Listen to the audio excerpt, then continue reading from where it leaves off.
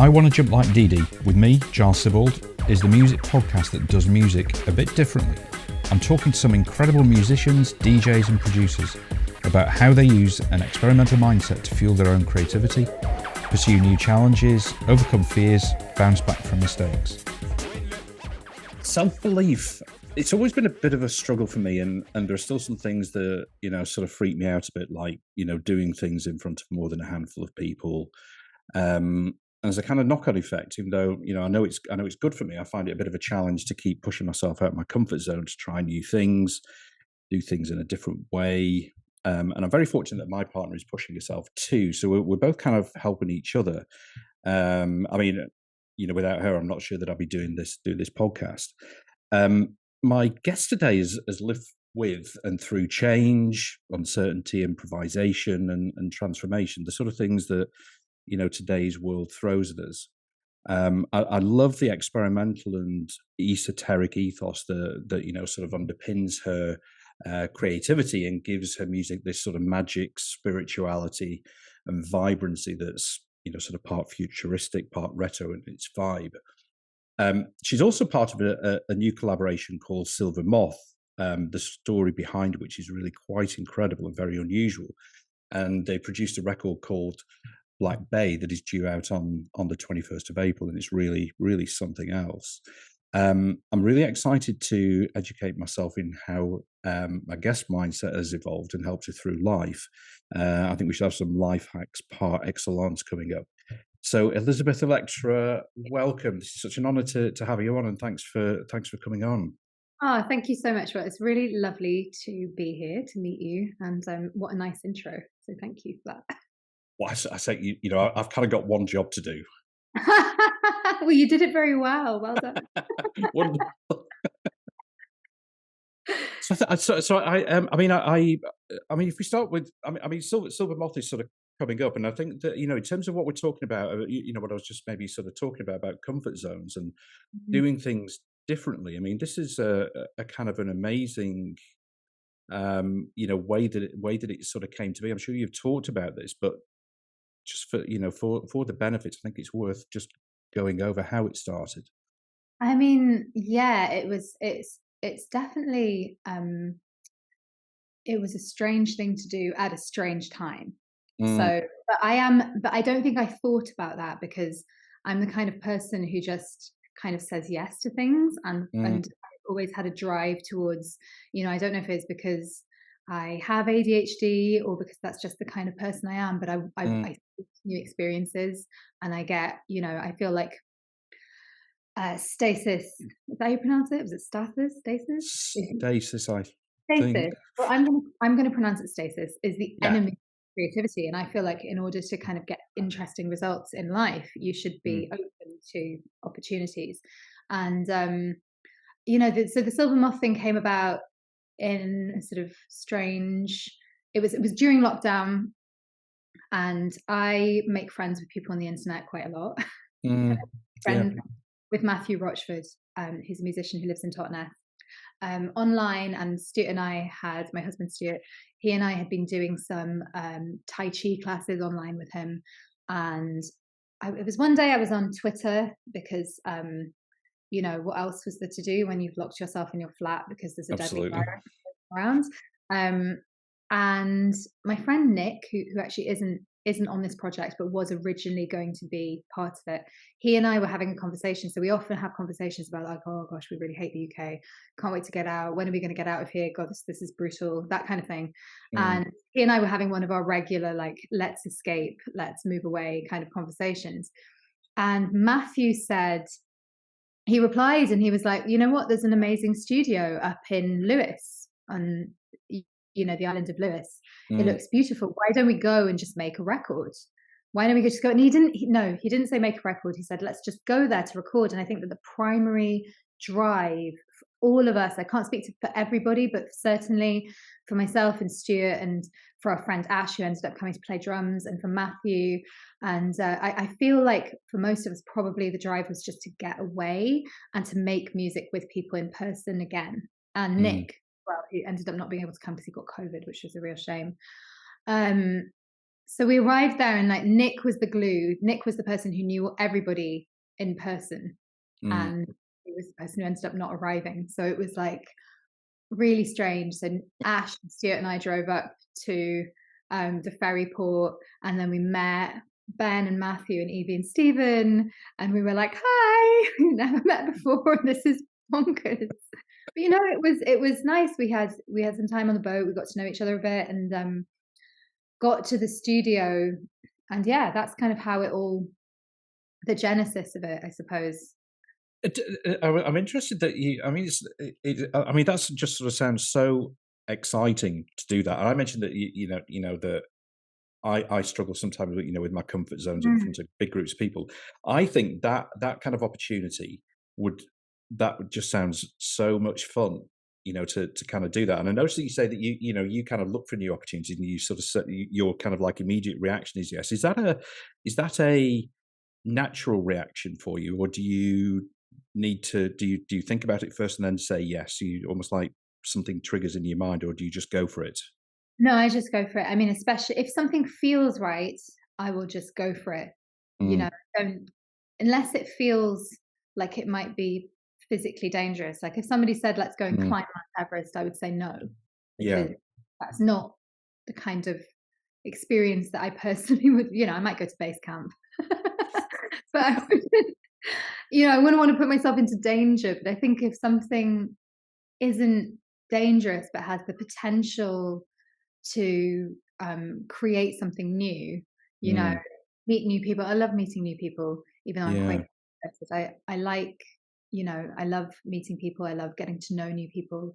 And I'd been collaborating already during lockdown uh, mm, with a group called Henhoos, mm, which was created by an artist called Malka Tamara. She kind of made this whole thing come together. She's brilliant. She had this great idea. She realized that there's not enough women and non-binary people represented in sync and in songwriting, and so she put together this collective, and we did a lot of co-writes, and I was writing with people I'd never met before. We were writing online, so it's possible that because I'd already had those experiences of writing with people I didn't know, and I'd had them anyway because I did music and visual art at uni, which is quite a collaborative course. yeah. I think I already felt quite comfortable putting myself into that position, you know. But I think, I think the whole thing of not knowing people at all was a little bit intimidating, probably, I think about it. Yeah, yeah, I can imagine that. I mean, I think that it's yeah. There's that kind of this is something that feels right Yeah, it was an innate, in I your guess, in your gut. yeah. I would never, I mean, sometimes, I will go for things because they feel right, but they end up being stressful or, not great. But I even think that when you do that, you will always get something from it. I really kind of had this realization last year. I was in Los Angeles, and I love Los Angeles. I love it. Mm, I live there, but it kind of has, I'm sorry to anybody who's listening who lives there, especially my friends. Um, but it has a bit of a feeling of like it's a strange place in the sense that there's not much room for, everybody has a kind of a safe existence. It's kind of almost like a gated community for wealthy creative people. And mm, I think that there's not a lot of room in life there for things to be unexpected and exciting. And I had this realization when I was there that for me personally, friction is really important for creativity, whether that's like in the place you're living or even creatively with the people who you're working with. Sometimes friction can be a gift. So, something feeling right for me isn't necessarily, um, oh, this is going to be like, totally easy and pleasurable for the whole mm. time. But is it going to serve is it going to serve the art? Is it going to serve um, like your development as a human being? Is it going to be beneficial? I don't think we should all be looking for comfort. Yeah, no, I think you're absolutely right. I mean, you mentioned some interesting things there. Your environment.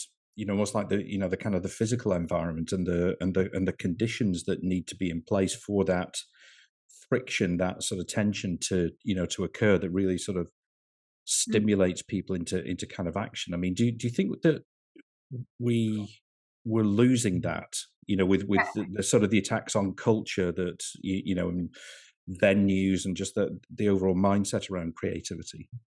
Yes, I do. I do think that, and I think that, to be honest, I say this with compassion, because I think that we've been through a really hard few years. Mm, I think that a lot of people are seeking, um, stability and comfort and familiarity. And I do not judge that at all, because I yeah, understand, if we've been through a trauma, we're going to want everything to feel, you know, safe and comfortable.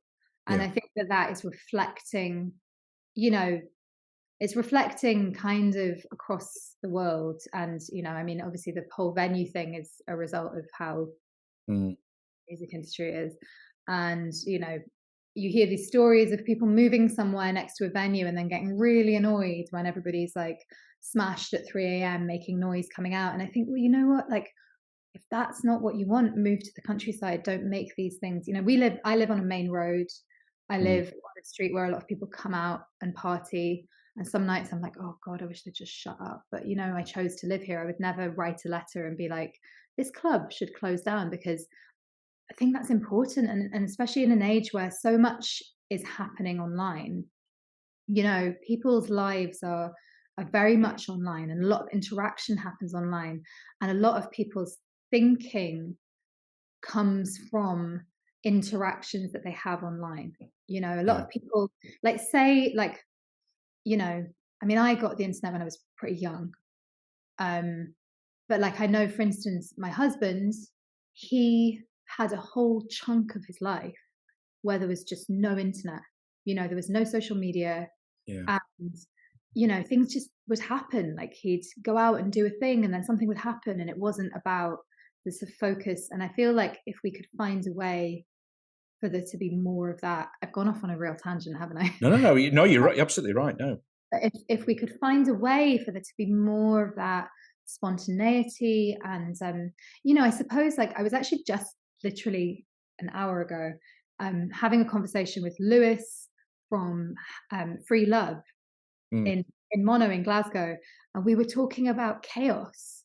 Like, because I was saying how much I'd loved their recent gig. They're brilliant bands and really exciting live. And I think one of the things I love about them live is that there's an element of chaos. Even though everything mm, they do is like very, they're not chaotic musically, but they create an environment of sort of freedom. I suppose the name says it, but it's just like an exciting sort of feeling of yeah, expression and freedom, and a chaos that I think is really, I think it's beautiful. I think we need more chaos. Not yeah, chaos in the way that the Tories are creating chaos, yeah. but like real, you know, I suppose, yeah, creative chaos. Great. I remember. Yeah, I mean, I'm probably in the same sort of position as Stuart. That, I kind of grew up, when I was growing up, started listening to music. It was really sort of John Peel and some of the. I mean, Mhm. I grew up in Lancashire, and it was the Right.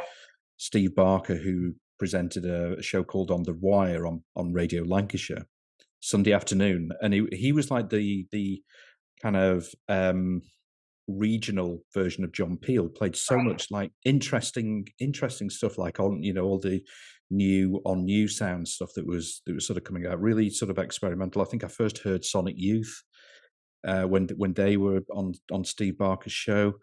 It was really incredible, and that was how I found that music. And I remember one of the bands that, when you're talking about chaos, that really kind of did it, was Jesus and Mary Chain. When I saw them play in Blackburn in round about sort of 84 or 85, something like that. And it was just incredible. And it just felt so kind of, it was kind of anarchic in a way. See, I like long for that. I really long for that feeling of Yeah. like, you know, anarchy. It wasn't sort of stage managed in any way. It was just them, sort of Jim and William just didn't get on. and you could really sort of feel that on stage, you know? Friction. Exactly. Yeah. There's got to be something, I think, for something to be really, actually. I mean, my solo music is pop music. Really, it's Mm, kind of weird pop music because I'm weird, but it's still pop music, and it is actually quite. I'm a songwriter, and I suppose in a sense I'm quite a traditional songwriter, and I mm, write, in a certain way that not that I do other stuff that's not like that, but I suppose my natural inclination, the thing that I love the most is writing songs. yeah, I love the history of kind of country music sort of songwriting, and the it being really structured and it being really like, but I think even within that, if you then bring in unexpected elements, you're going to create a sense of friction. I felt like I'm going off on another tangent, but I love the new Lana Del Rey music, yeah. and obviously she is a classic songwriter, Mm, and she writes a lot of music that to me is like kind of it's perfectly structured classic songs. yeah. The newest songs. Did you know there's a tunnel under Ocean Boulevard? I feel like it Mm, is a really perfect example of kind of classic songwriting. It's really clever, mm, and musically it's kind of it gives you what you want. But yeah. then she also will write, the other single that I love from her upcoming record is A&W, Mm, which kind of isn't. There's a sort of there's something discordant and disruptive about the song. It has this really strange coda. And so I think even when you're making music that is sort of that has a traditional element to it, you can bring in a sense of friction. And I think for me that makes music more interesting. I think you're totally right. I mean, I agree. The album that really got me into Lana Del Rey was the Norman Rockwell album. Record.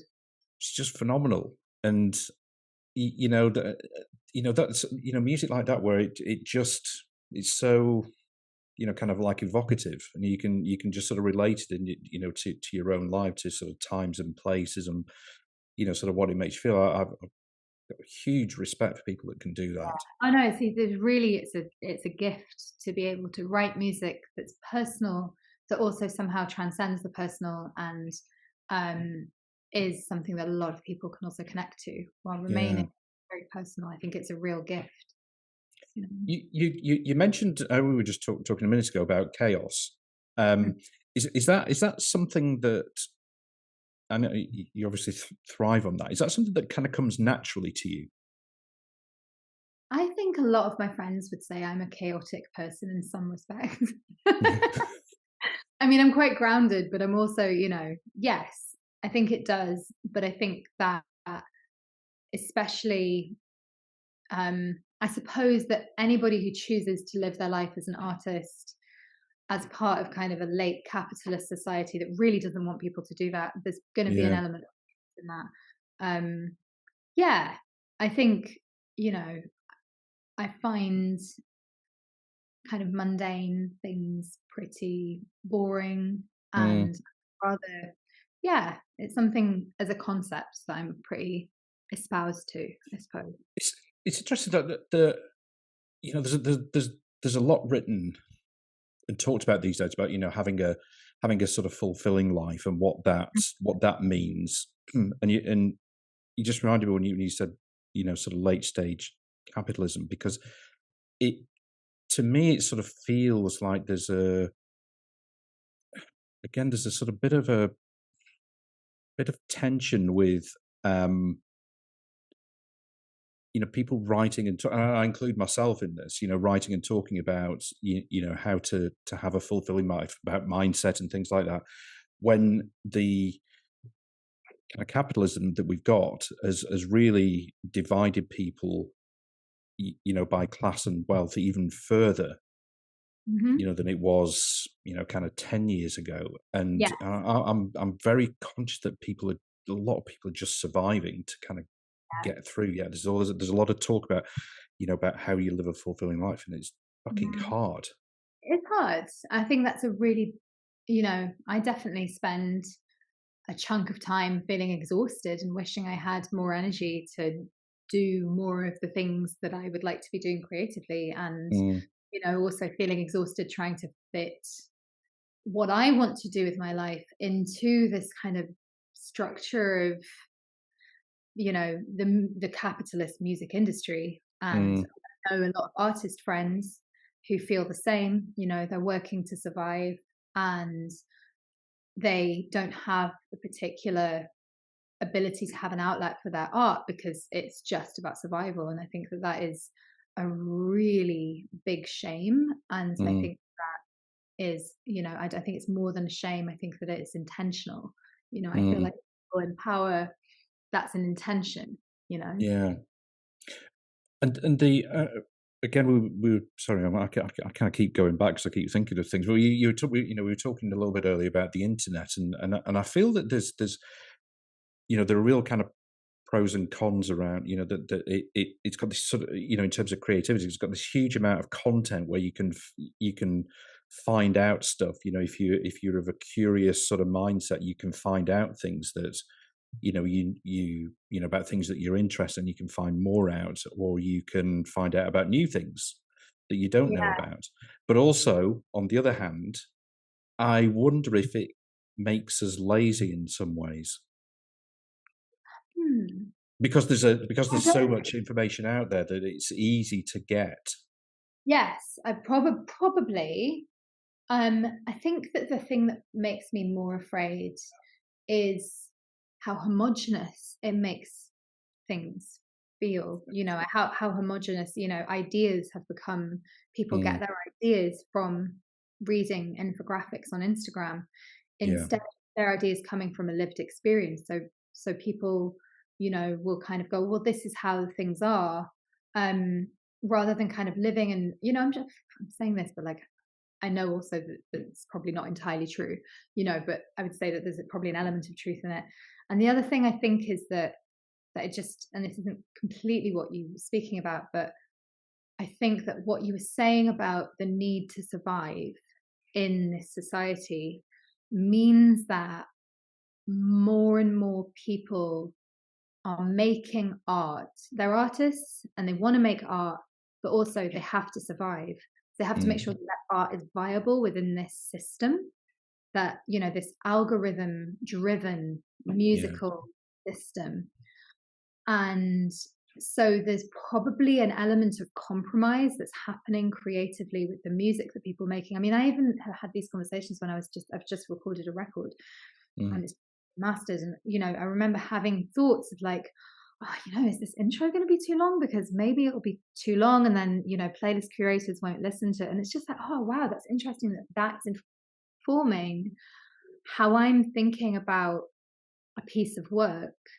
yeah. And I don't want to have, I try to kind of de-algorithmize my mind in that It's way. I totally hear you. It's really tough when that is the basically kind of like one of the big ways to distribute Yeah.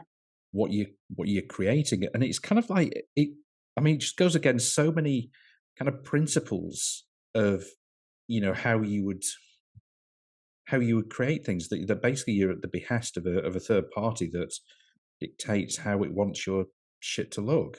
You're at the behest of a tech company who have decided how music is going to be disseminated to listeners, and they've made a system that you have to fit into if you want to be successful. And Yeah, what success means for a lot of artists is survival, unless yeah, you come from a very wealthy background. But even then, I know a lot of artists who are doing pretty well who do come from very wealthy backgrounds, and they're not necessarily taking risks. And I kind of mm, think, you know, it's I think maybe it's just in the culture at the moment. I think that culture in general isn't disruptive. There's maybe people who think that they're being disruptive and they're not being that disruptive. And yeah, maybe we've lost touch with that element of how exciting that can be, to have, like, even when I think about stuff that I was into when I was a kid, like like corn. you know, or like, I don't know, even like I supported Lady Tron the other night. I was really into Lady Tron, Yeah, yeah. pretty young. And that even felt like, it felt disruptive, it felt edgy, you know? And they were just doing exactly what they wanted to do. And I don't know, I was kind of, it'd be interesting. I just don't know what that would look like if it was being created now, you know, with I think the internet is obviously a fantastic tool, but it's also maybe, it's sort of, I think, you know, I look back, like, I wasn't old enough, but if I look back kind of at like punk music, you know, post punk, these kind of genres that just came from, like, you know, disco, fucking hip hop, all of these things, like the birth of these genres came from just people getting Mm, together and like things happening. Like I was watching that documentary, the hip hop documentary on the telly the other night, and I just was like blown away by the birth of hip hop being someone's back to school party, and just how fucking beautiful that is. That yeah, someone was like, I'm gonna have a party to go back to school. Some lassie was incredible. like, and then that created, it's just a magical thing. And I don't know, you know, and I look back at that with this, you know, like I wish that I'd been alive then. I Mm. wish I'd experienced those things, because it seems like it would have been so exciting, but also I have no idea what it was like. Because, and It's you can, funny. you know, I was last year sometime. I was talking to Andy Butler from Hercules and Love like the Affair. reason love affair, big fan.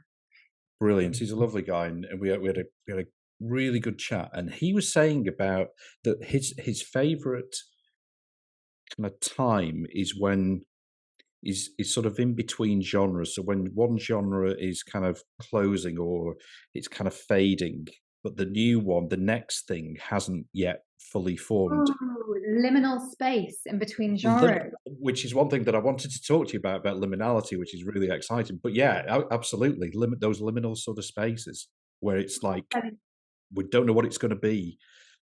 Yeah, I love that, and I think that that's really fascinating. I hadn't thought about that, um, but he's right. You know, it's kind of, I guess it's like, because there's a space of possibility, and possibility is exciting. You Yeah, know, you can kind of, I mean, yeah, and I kind of think, hear that in his music as well. You know, you can hear that, because I guess Hercules and Love Affair are, you know, do exist within, like, between genres, and I think yeah. that that's one of the reasons that I really love their music. You know. I was thinking of when he was saying that we were talking about this, say for example, sort of punk and post punk when you had bands like a certain ratio and the Bush Tetras that were sort of Mm. experimenting with they had the kind of like razor sharp guitars, but also this sort of funk element, this sort of hip hoppy, Yeah, the Latin yeah, soul yeah, yeah. coming in. It's really nascent stuff. I mean, I think, like, I was actually having this conversation with Stuart the other day. ESG came on the radio, and I was just saying Yes, exactly this, that ESG for me are the amazing, best of that era, because it's just complete, like, it's this perfect kind of, it's, I mean, a perfect synergy between all of these different things coming together, and it just makes something so beautiful, you know? Like, absolutely. and it could have gone so wrong. It's kind of like my dog Prince, right? He's a rescue. We don't know what he is, but he's kind of like, he's got like the perfect bits from every dog, and he's this incredible looking dog. Brilliant. That's that's really what ESG are like. I can't believe I just said that. Sorry, I love ESG so much. ESG are amazing. I I totally love this agree. dog more than anything on the planet, so that's like the biggest compliment. But that's the thing, that is actually, that liminal space is really exciting. And, you know, I went to uni, I studied art, Mm, and my degree, my dissertation was about liminality in performance, the transformative power of performance. And so I researched a lot about ritual, and the guy who's written the most about, like, the anthropologist who wrote the most about ritual, kind of the earliest writing about it is like a white Western guy who went to Mm. Africa, like a lens that he's looking at things through that is, you know, you have to kind of take that into consideration. But what he said was that the when you throw the elements of daily life into disarray, that's Mm. when transformation happens. So it's that liminal point in a ritual. That's when transformation happens. So you can see it even in our kind of Western rituals, like the idea of a groom carrying his bride over the threshold, and the fact that the bride would wear something that they would never wear in sort of regular life, that everything is kind of, for a moment, the elements of daily life are thrown upside down, and then something transformative comes from it. And I think Mm. that when I speak about chaos, there's something about that for me in art, is I want things to be thrown upside down. I want to feel a little bit of that energy of like sort of, oh, this isn't quite what I'm used to.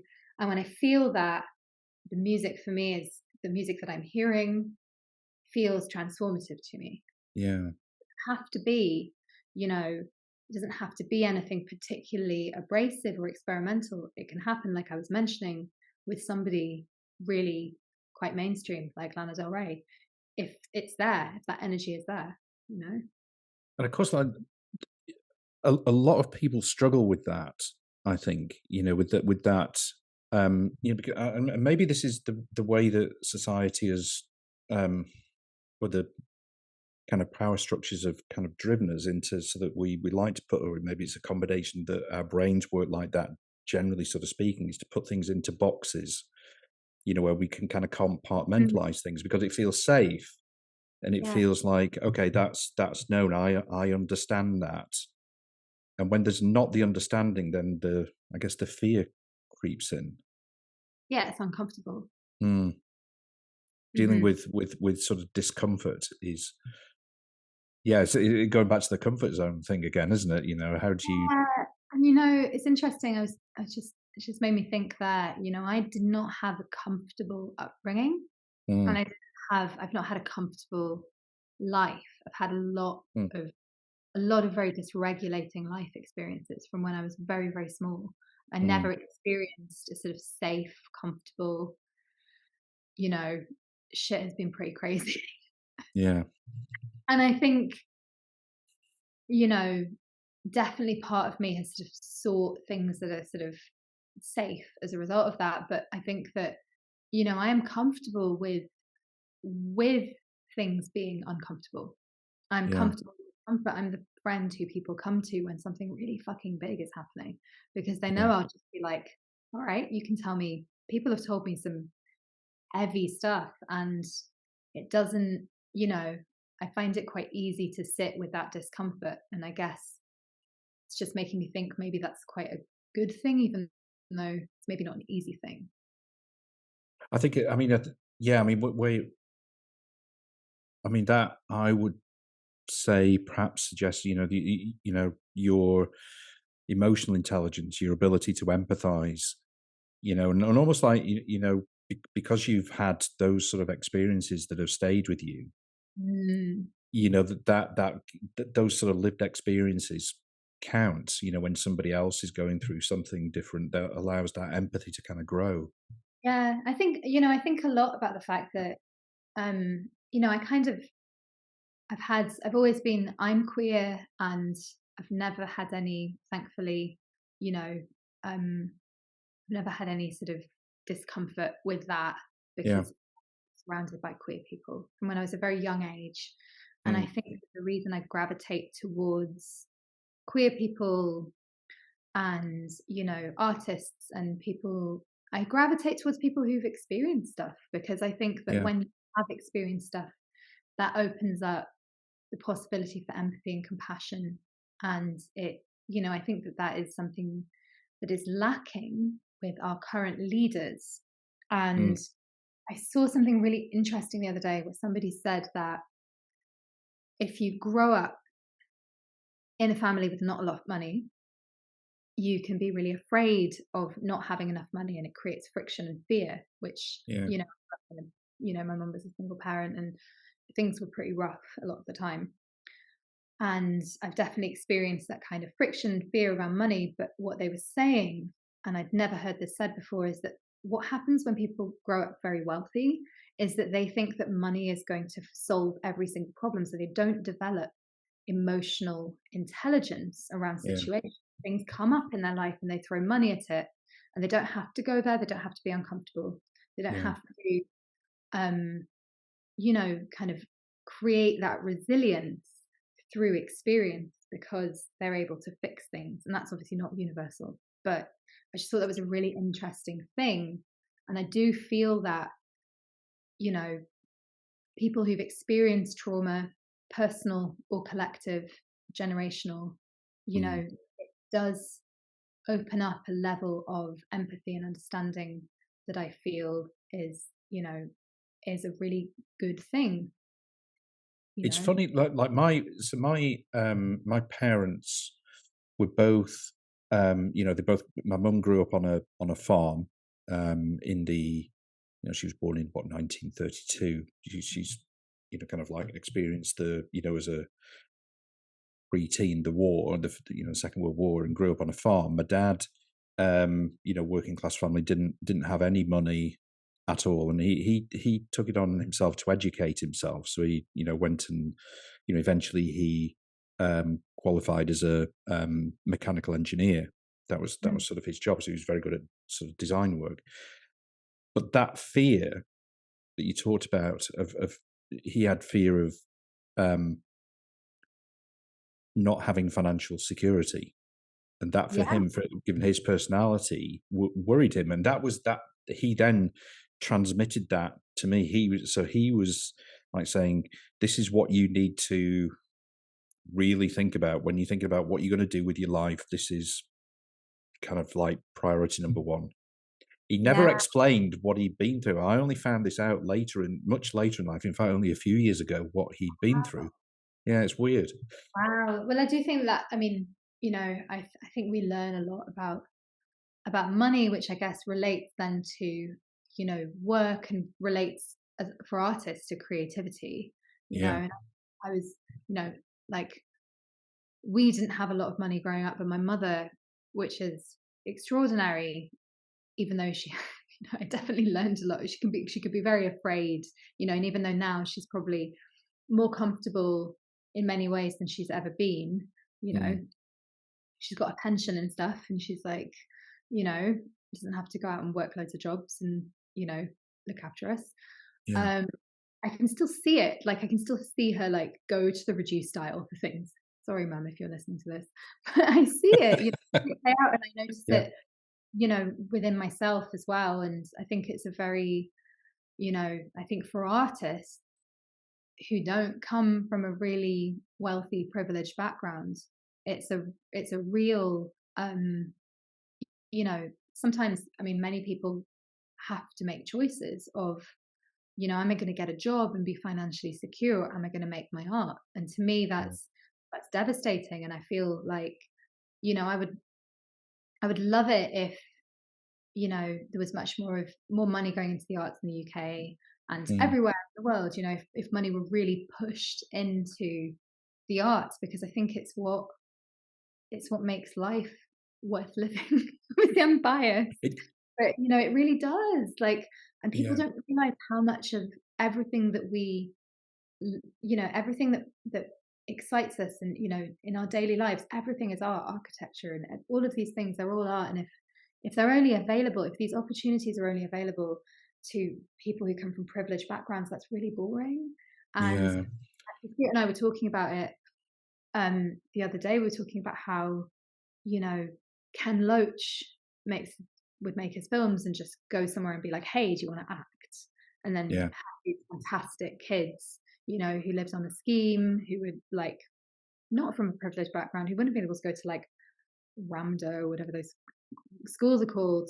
And he just finds these brilliant people with this raw talent, and they're able to go yeah, and really make work that connects. And I think that's really important.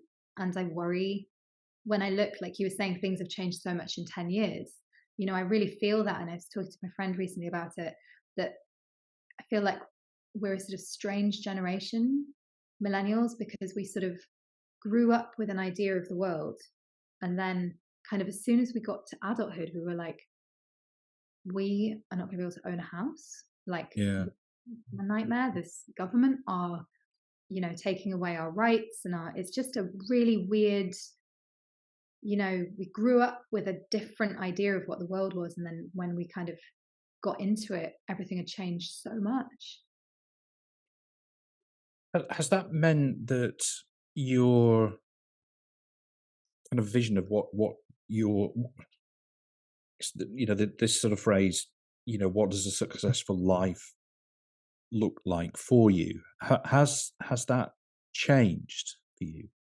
So I don't think so for me personally, but I think I'm quite an unusual person because I'm like a dog with a bone with Mm, everything that I do. I am really, really stubborn and I will never give up on anything. I'm extremely tenacious, like yeah. sometimes to a fault, And I apparently, my cousin's husband told me recently, my cousin's quite a lot older than me, and I met her husband when I was a kid for the first time. And apparently, I told him that I was going to be more famous than, I think it was Britney Spears.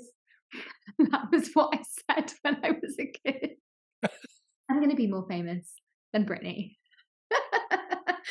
And I would say that my goals musically, or maybe I said more successful. I might have said more successful.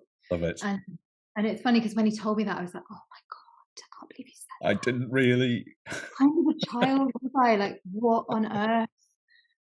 Who am I? But actually, when I look,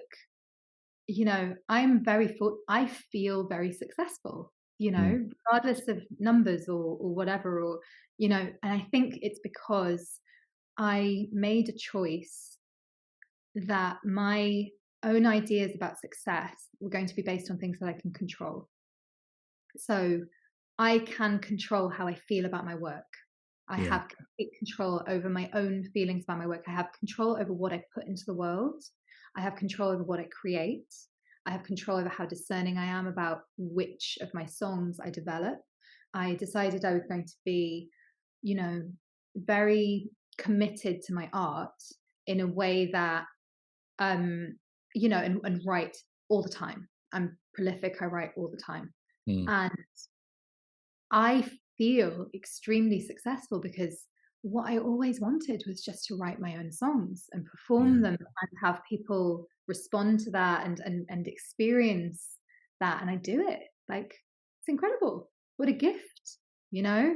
Like, and I think that if you start to put your value in the hands of the market, if you judge your value as an artist based upon how much value your work has in the marketplace, you're at you're just totally beholden to that whole thing. And my I don't want to feel like my success is based on this kind of fickle, weird capitalist industry.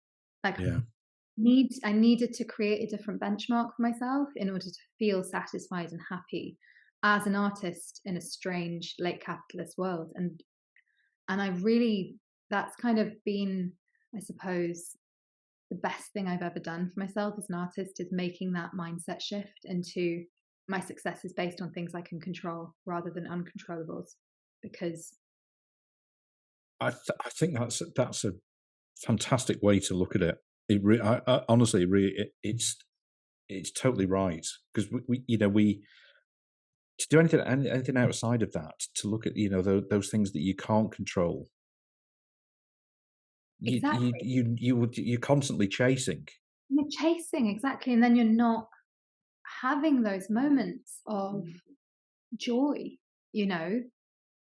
But it's really hard to do that, isn't it? It's like you are paddling against the tide, You because are.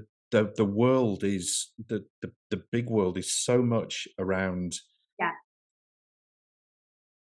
this Yeah. that's outside. Oh, yeah. Yeah, I mean, even something as such a the mind fuck of Instagram likes and things like that, which is it's been talked about, but things like that, completely out of your control. Why bother? But it's rammed in you. Yeah, I mean, I that stuff doesn't bother me that much, you know?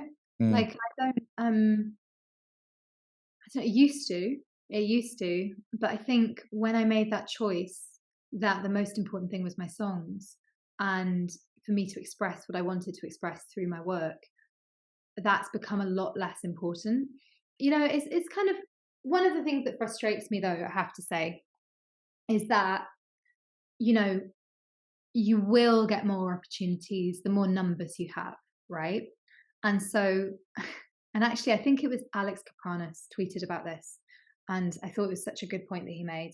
He said, if all this had been the thing when they were starting out, Franz Ferdinand would never have been a thing because he would not have wanted to be, you mm, know, on TikTok or like Instagram or all these things, kind of sharing his thing. And I think that the shame about that is that there are so many introverts out there. You know, some of my favorite musicians in the world, I'm convinced are introverts, you mm, know, yeah, and to be able to write and create music sometimes that is vulnerable and kind of has that element of sort of like we were talking about before, something that really connects with other people but is still vulnerable.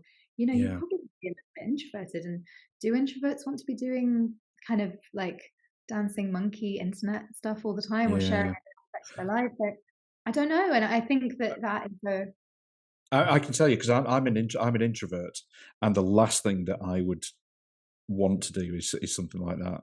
I can't. uh, I'm an introverted extrovert. I love being on stage.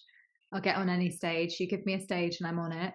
But I also kind of have a sort of rebellious streak that makes me not want to do anything that other people think I should be doing. And at the moment, that's like TikTok reels. And I'm like, I'm not going to get on TikTok and do a weird thing Do about some this. sort of Like, parade that yeah, and yeah, sometimes I do it, and I'm fine when I get into it. But I think that a part of that is a real feeling of like, fuck you to mm, a world that wants me to do that, rather than it necessarily being something that I wouldn't feel comfortable with. Maybe if it didn't have this loaded charge that it does of like, this is how you become successful. And I'm like, oh, fuck you. I'm not going to fucking internalize your ideas of success.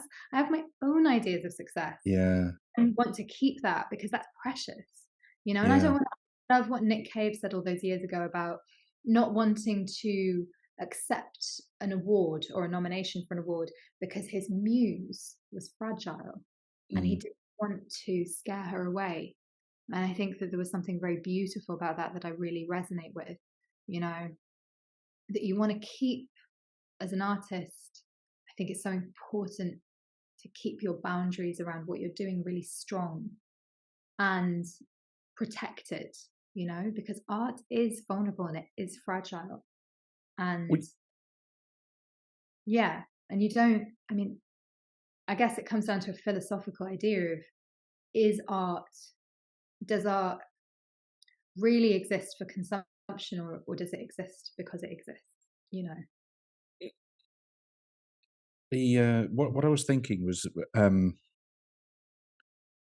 with you know you like to you know with your stage costumes you know to you know really I guess you know put your costume on, really you know kind of perform, and it reminded me of Karen O from the Yeah Yeah Yeahs. And what it reminded me of what you were just saying then, you know about the you know these kind of boundaries and the introvert extrovert was I remember in the I think it's Lizzie Goodman's book Meet Me in the Bathroom, which is about the you know the New York scene from you know kind Yeah, of yeah, 2000 to whenever it was. And I remember reading what Karen O said, and it was that you know it's basically that you know she would go on stage and she was a different person, come off yeah. the stage, you know, and she was just like this real introvert Mhm. who you know didn't really want to talk to anybody, you know, was very shy, and but on stage was you know had these amazing you know sort of costumes on, and was you know was like a complete extrovert. I mean, she's a perfect example of what I was saying about performance being transformative and that Yeah. liminal space that is the stage. And it's funny you mention her because I got a text from a friend the other day who said that they'd read that book and Ah. stuck out and that they thought of me. And I relate a lot to that. And actually, it made me feel, she's such a fantastic performer. And, it made me feel good. I was like, oh, yeah, okay, there's other people kind of like Yeah. me. I am extroverted, but I'm not an extrovert in a group. I'm more of an introvert.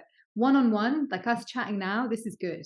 Yeah. If there was more than one person, I would be much less Yeah. to I'm like talk. that. There is, yeah, those sort of group situations. Not Yeah. interested in that. Unless there's music and no one wants to talk to me and I can just dance, then that's good. But if you get me in a group of people and you want me to talk, oh, I'm not into that. I like one-on-one.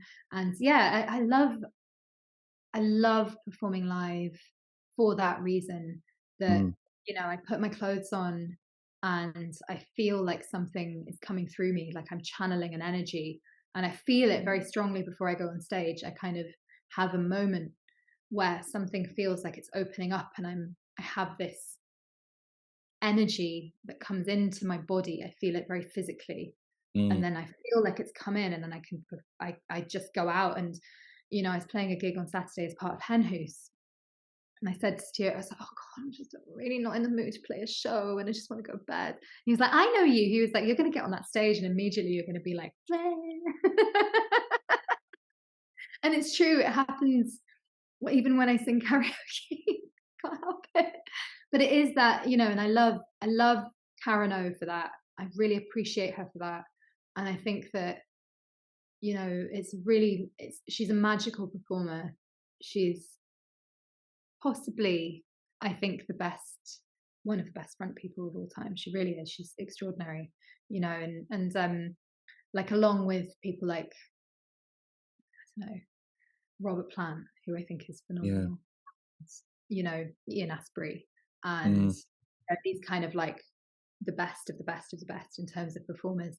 And all of those people, when you see them, you feel like they're channeling something, like something has come into them, come over them. Always one of my sort of favorite front people has been Shirley Manson. Oh yeah, I've never seen them live. I saw them. Oh God, no, I think it was the version 2 era, so probably late 90s.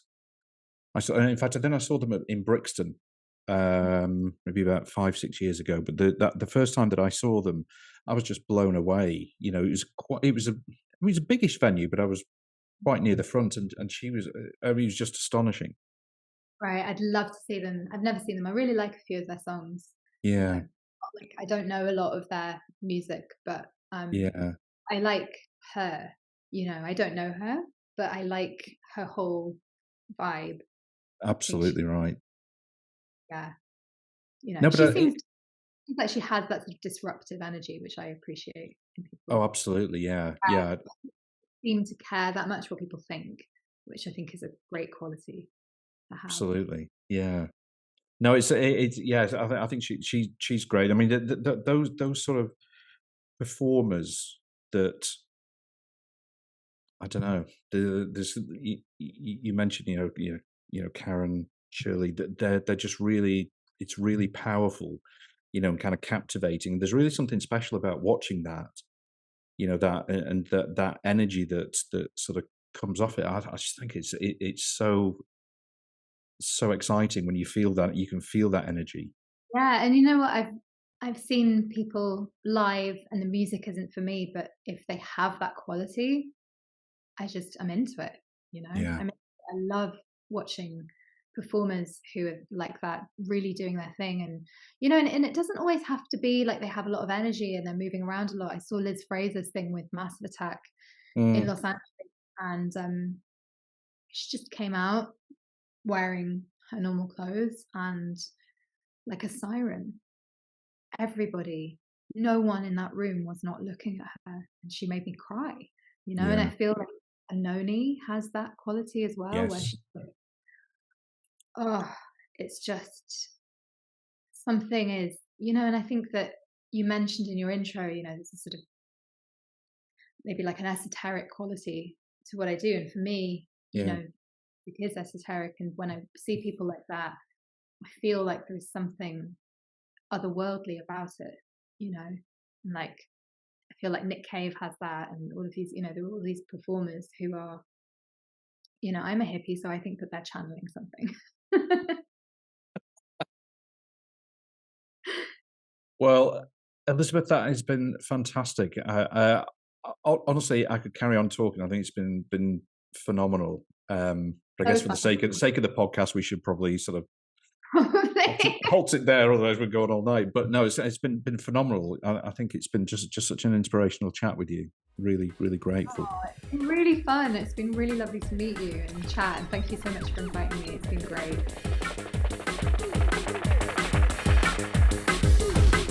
Thanks for listening to the show, and I really hope that you enjoyed it and that you'll tune in for the next episode.